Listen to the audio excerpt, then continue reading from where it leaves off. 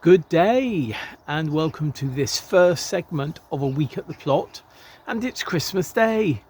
It's Wednesday the 25th of December and I am surrounded, they're flying around me, so at points I am rounded by 6 magpies that are just pottering around the site.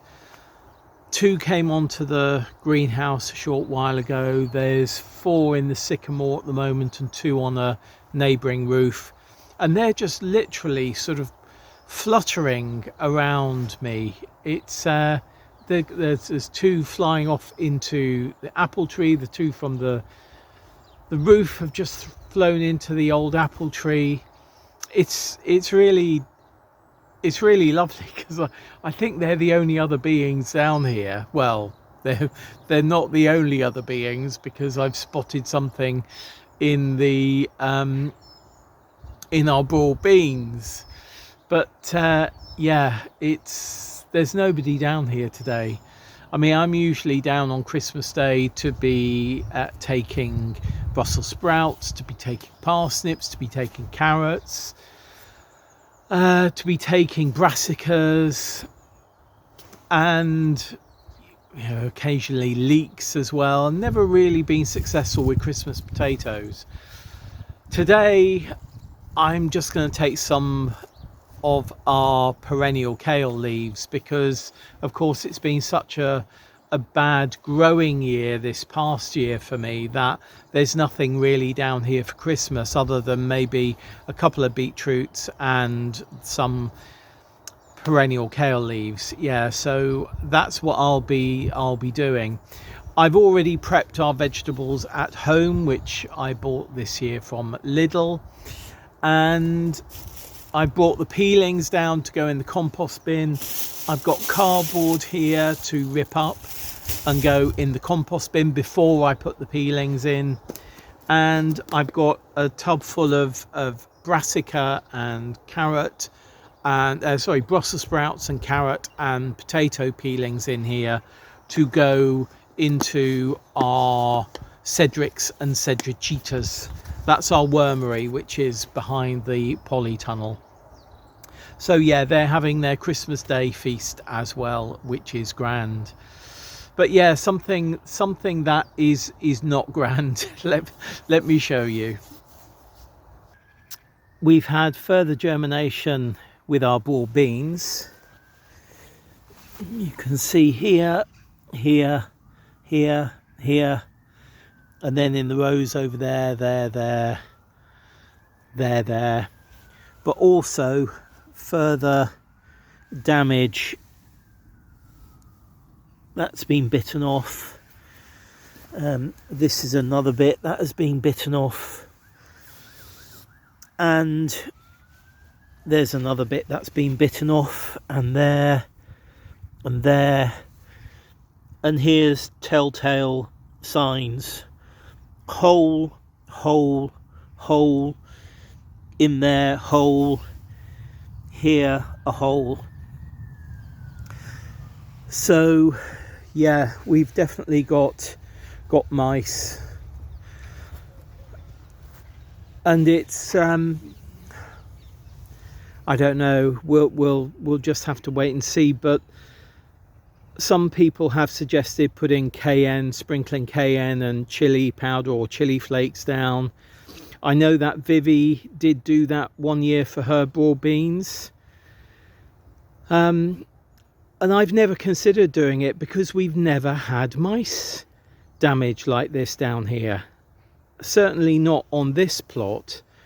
Down at the bottom, I think I mentioned last week, one of our people only sows them in modules and then plants them out when they're plants, because all of his get damaged by mice and dug up by mice. And I do know these are mice holes, because actually when I came, or I do believe these are mouse holes, because when I came down I saw a little thing crossing here. So yeah, and it looked like a mouse, I went up to our poly just to check the poly, and then when I was coming down here I noticed this creature going across there. So, and a squirrel, somebody did say maybe it's squirrel damage. It could be a squirrel, but squirrels sort of don't normally do this. They'll take our beetroot, and I can see some beetroot movement, which I can show you, and that's sort of from squirrels. In fact, you can see here, right over here, there's a beetroot out of place, and I think that's been a squirrel's tried to take that one. But this, I'm sure, is mice. Absolutely. Well, I've convinced myself it's mice, definitely. Hey ho, it's beginning to spit a little bit now, so maybe we'll just go in. But yeah, I can see this has been taken. Well, it's not been taken because it's here, but it's been dug up, and I'm sure that will be from squirrels, because squirrels seem to particularly like deter and yellow beetroot. I find the red ones they tend to leave, but yeah, the deter and golden, they seem to rather like those. I've literally seen what they normally do though is they nip the top off here and then bite into this and then carry it away, and I've actually seen a squirrel do that.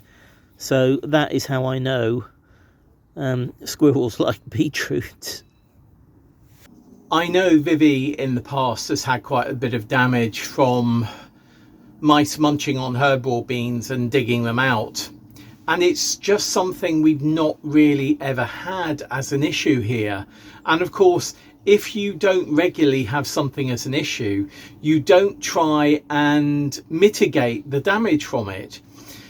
If I had known when I was sowing those seeds a month or so ago that we were going to have so much damage from mice, then I would have looked more closely at how I sowed them and whether I soaked them in sort of a chili mixture, or I put chili powder or cayenne or whatever in with them, or put some into the hole that I sowed them into.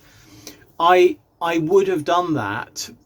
And of course, for the next sowings I do, I will look at what I do. Shall I put some ground cayenne in there? Shall I put some ground chili powder in there? So yeah, I will think about that, but it's just not an issue that we've had here before, so I didn't even consider it. You know, I guess the thing is, if we end up mitigating for every single thing that could go wrong on our allotment plots, I think we'd most probably just give up on our allotments, because it would be so time consuming. And of course, it being disappointing is also you know, a reason for people to think about giving up on things. But of course, I get so much, even the despondency, even given the despondency, I get an awful lot of pleasure from being down here. I mean, now I'm going to tear up cardboard while listening to a podcast and put that into the compost bin, and I'm going to enjoy that. I'm then going to put the peelings onto the torn up bits of card that I put into the compost bin. I will enjoy that. And despite the damage there from mice, there are still some that are coming up, so fingers crossed. I'll be back down here tomorrow with some type of ground spicy powder, and we'll put that down and see if that acts as a deterrent. I think also these issues, I'm noticing that we're not seeing brush and Felicity around. I was going to say very much, hardly at all. I haven't seen brush for a couple of weeks. I haven't seen Felicity for months. You may remember that Brush and Felicity are Fenellas cubs that are now grown. So without having those foxes here on a regular basis, they're not dealing with vermin like they used to. And I think we're out of balance here a little bit, I think, in terms of not having at least 1 or 2 regular foxes on site. I don't think Brush is living here at the moment, certainly. And Felicity, I think, is long gone. She's mostly found a mate and scurried off somewhere else after his scent, and you know, we may not see her ever again. That's the way of the world, though, isn't it? That's the way of the world. But yeah, I'll do some remedial thinking and work on those broad beans. I've covered them up at the moment simply because I don't want birds to come down and peck them or whatever. But I have noticed again over on my neighbour's plot their broad beans, exactly the same has happened to them. Theirs have got a netting over them. They've got a wire mesh over them rather, and despite the wire mesh being there, the broad beans have grown through the wire mesh and have been nipped off. So I did think the other day maybe if I put some wire mesh down that would help, but actually once the broad bean is through that, it may stop the digging up of the plump germinated seed. But the issue is that they can still obviously bite the tops off the broad beans. As I said last week, I'm hoping for regermination from those in the new year when things get a little bit warmer maybe, but it will just be as it is for the moment. But hey ho, there we are. That's the life of allotmenteering for you. Anyway, whatever is happening on your Christmas day, I hope you are enjoying it. If you're celebrating it, if you're not celebrating it, if you're just having some much needed downtime, wouldn't that be wonderful? You know, that would be absolutely wonderful. We've got a couple of people coming over for a lunch around 3 o'clock, so everything is prepped for that. It's just a matter of bunging it all in the oven and the Instant Pot. And the rest of the day I think will actually be quite calm. Yeah, fingers crossed anyway. I cross my fingers rather a lot at the moment, I must say. Anyway, whatever you're doing today, if you're watching this on Planet Vegetaria, I hope you have a great day. And if you're watching on YouTube, I hope you had the Christmas that you wished for. See you again very soon. Bye. Good day.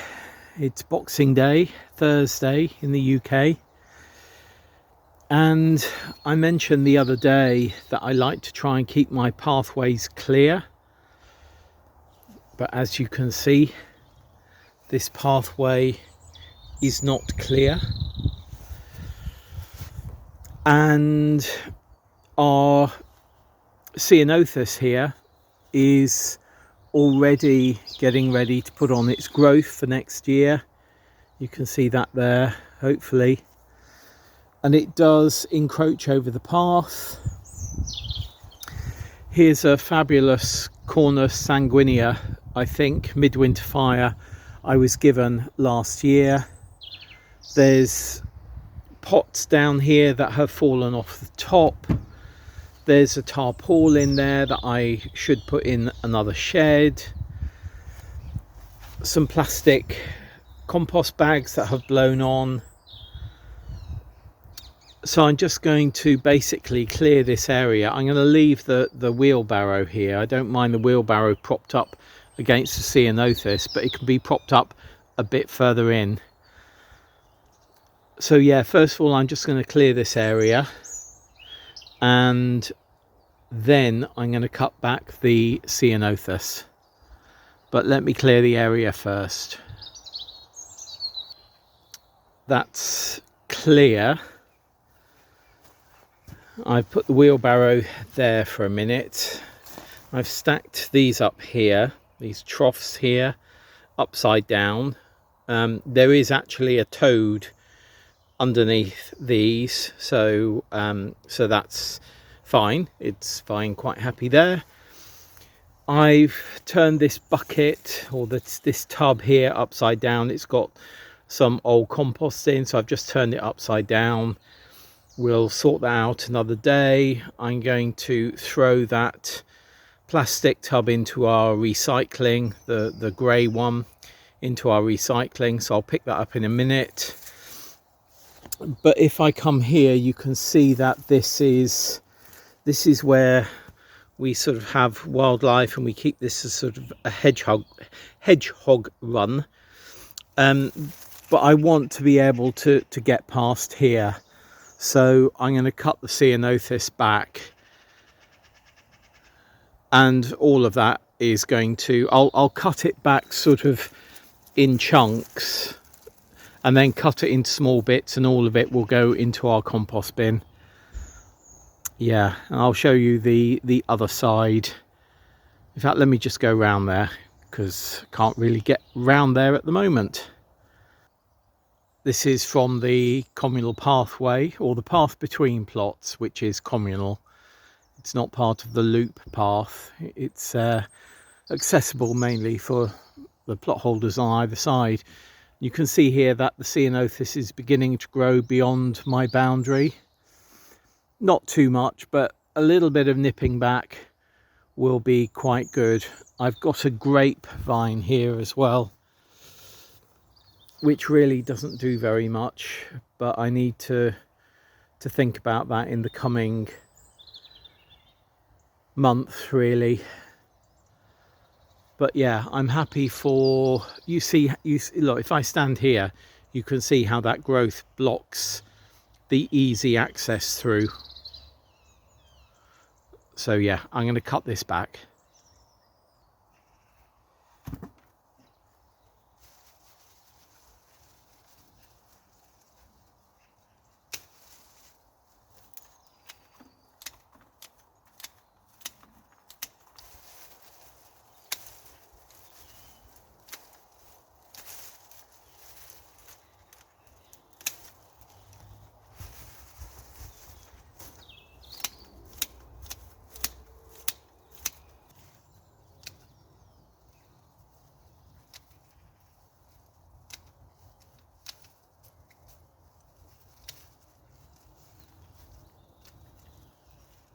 That's definitely quite a bit clearer.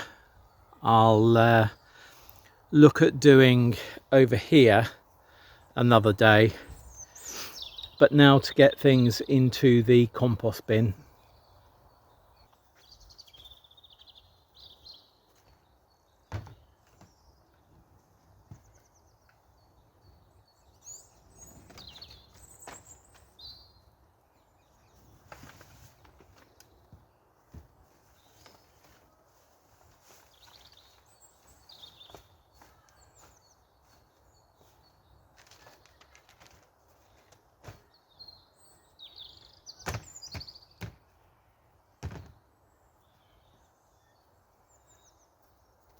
I've cut back this side as well.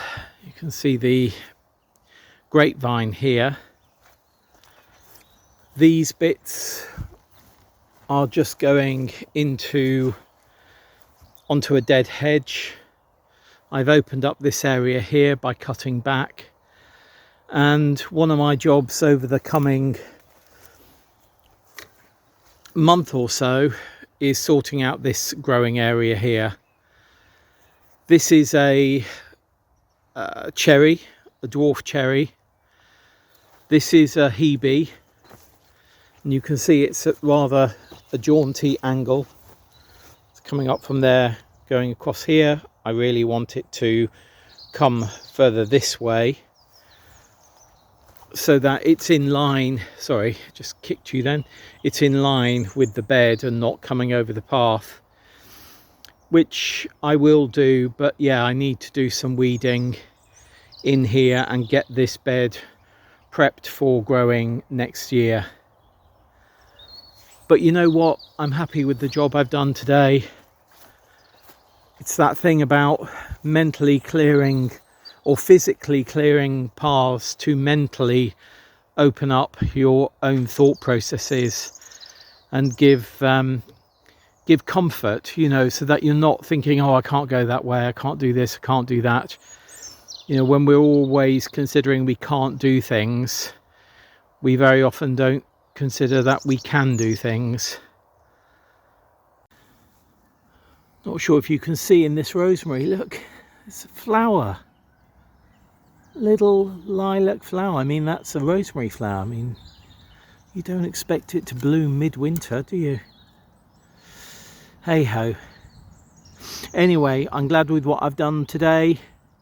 I will see you again very soon. Bye.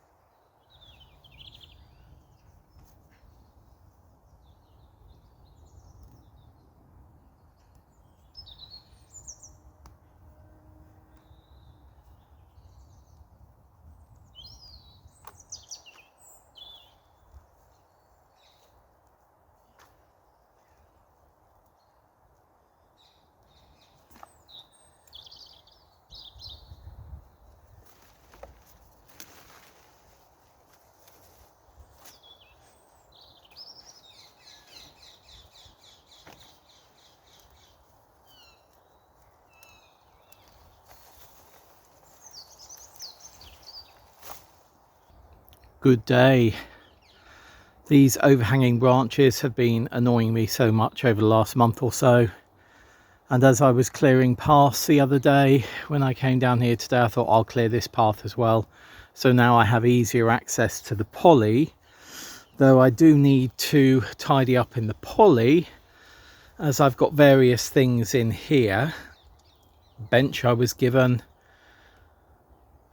the surface needs to be tidied up. The bench, I mean, this is the 6,000 ton of perlite that I have that I need to put into another shed. You can see our endive and lettuce are still growing, so is rather a lot of moss. Not quite sure how I deal with that, but yeah, I need to tidy up at the back as well. That's my chair. I leave my chair like that in case the polytunnel drips onto it, because if I have it like that, the drips just sort of run off, but if I have it upright, it pulls into the seat area, so you end up with a wet bottom. But yeah, tidying to do in here, which is fine. I took all of the cuttings, prunings rather, to a dead hedge over by the river, and then I started tidying up this bed here. In fact, I did another job before this, just weeding this bed, and then I've uncovered this, which is a Taunton Dean perennial kale. The mother of this Taunton Dean perennial kale is over here. So you may remember we had a cutting from that one over there and just bunged it in here. Just bunged it in, and it's rooted and has developed really well. And you can see there's a huge amount of major cuttings I can take from that one as well. So I think I will be doing that at some point. But it's interesting because this is a generation down, as I say, from that one over there, and that one over there is a generation down from one that I used to have just here, which was a generation down from one I used to have over there. And then if we come around Just having a wander today and just doing bits and pieces. Quite a few of the plants that I took out of that bed when I was tidying it, I put into this bed down here. There's Jackie over there with her chickens. Look at that. Just giving them a run. These are cuttings, I believe, of the new variety. I'm going to have to look back. This cross variety that we had, and you can see their roots are doing really well. We took these maybe about 2 months ago, so I'm going to have to look back and see which cuttings these were, because I don't think these were or were they the Taunton Dean? They look Taunton Dean, don't they, rather than our new one. Anyway, I'll look back. But yeah, another generation, again done by cuttings. Cuttings and seeds are, an allotment here's friend in so many ways. I mean, this basically here is a cuttings bench, Anyway, yeah, I'm just tidying. The next bed I'm going to get onto is this one here, which is a bit of a mess.